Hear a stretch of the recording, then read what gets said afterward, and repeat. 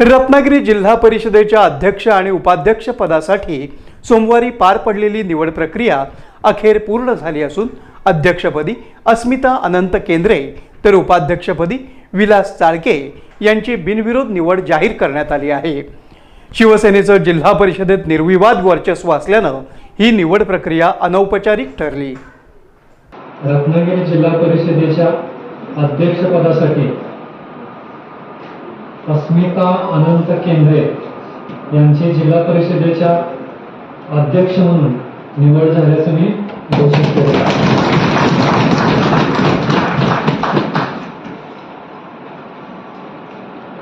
त्याचबरोबर श्री विलास राजाराम चाळके यांचे रत्नागिरी जिल्हा परिषदेच्या उपाध्यक्ष पदासाठी नियुक्ती झाल्याचे मी घोषित केले।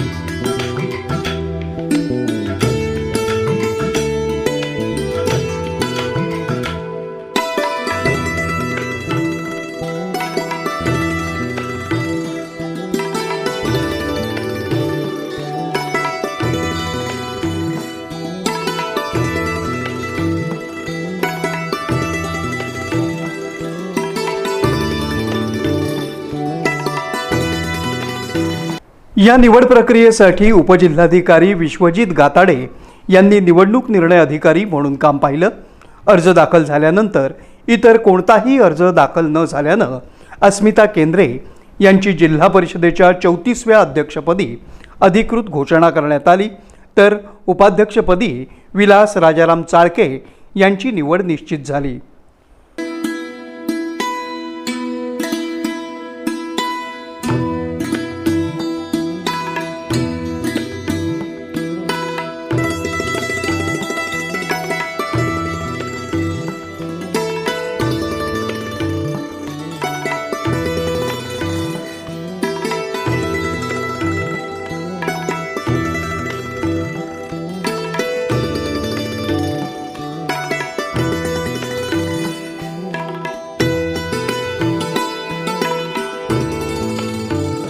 अध्यक्षपदी निवड झालेल्या अस्मिता केंद्रे या गेल्या अनेक वर्षांपासून सामाजिक आणि राजकीय क्षेत्रात सक्रिय आहेत।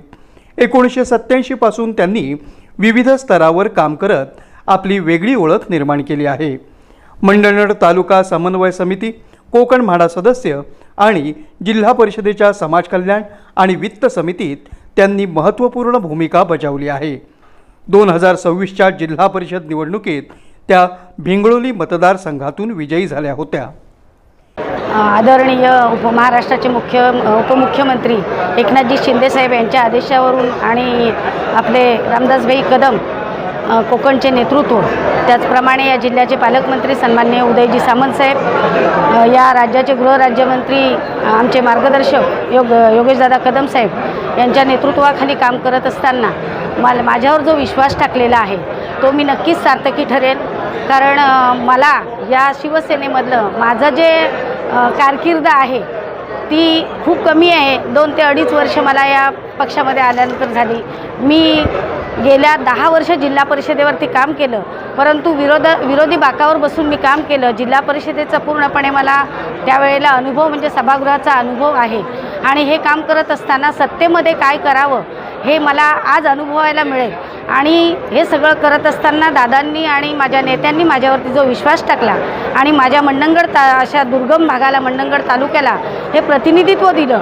कारण माझ्या माहितीप्रमाणे जिल्हा परिषद अस्तित्वात आल्यापासून मंडणगडला कोणत्याही प्रकारचं प्रतिनिधित्व मिळाले नाही आणि आज अध्यक्ष या रूपाने, माझ्या रूपाने मला मंडणगडला अध्यक्षपद आज दिलेलं आहे।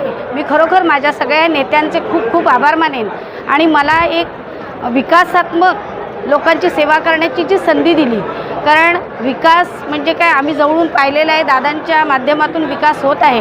विकासासाठी आम्हाला जास्त झटावं लागणार नाही, परंतु जिल्हा परिषद ज्या ज्या शासनाच्या योजना येतील, जिल्हा परिषद ज्या ज्या योजना आहेत, मग वैयक्तिक लाभाच्या योजना असतील, सार्वजनिक योजना असतील, त्या योजना प्रत्येक लाभार्थ्यापर्यंत पोहोचवण्याचं मी काम करेन.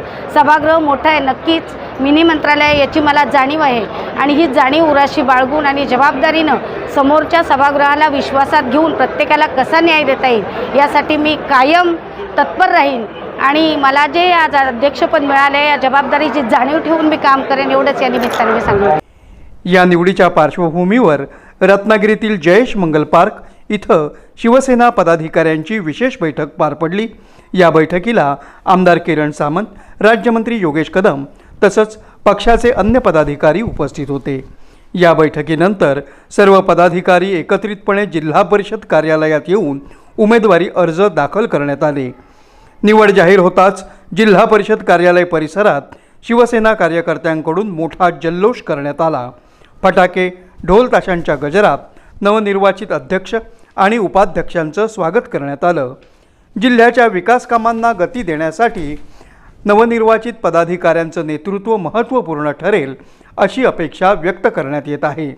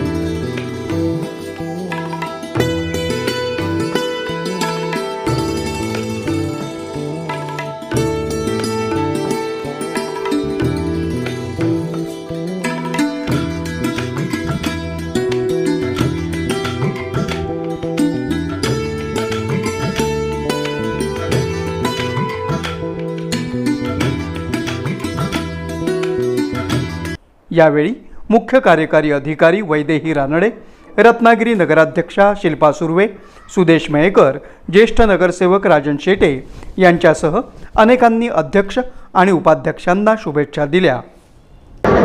सन्माननीय या राज्याचे उपमुख्यमंत्री आणि पक्षाचे प्रमुख सन्माननीय एकनाथ शिंदे साहेब, या जिल्ह्याचे पालकमंत्री उदयजी सामंत साहेब,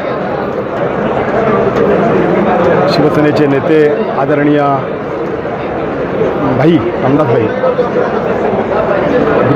गृहराज्यमंत्री योगेश दादा, आमदार किरण सामंत साहेब यांच्या माध्यमातून, आमचे सर्व शिवसेनेच्या नेत्यांच्या माध्यमातून आज या ठिकाणी मला उपाध्यक्ष म्हणून काम करण्याची संधी दिली.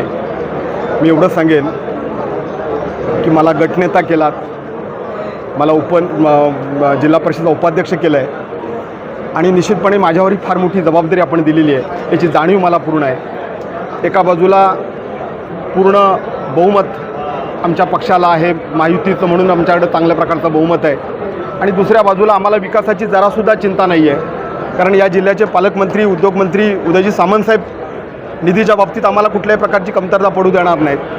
आमचे ग्रामविकास राज्यमंत्री म्हणून दादांच्याकडं खातं आहे, आणि म्हणून या जिल्ह्याचा जो कधीही झाला नाही एवढा विकास करण्याची खऱ्या अर्थानं आम्हाला संधी आलेली आहे, आणि त्या पद्धतीनं आम्ही सगळ्यांना सोबत घेऊन अतिशय चांगल्या प्रकारचं काम करतो.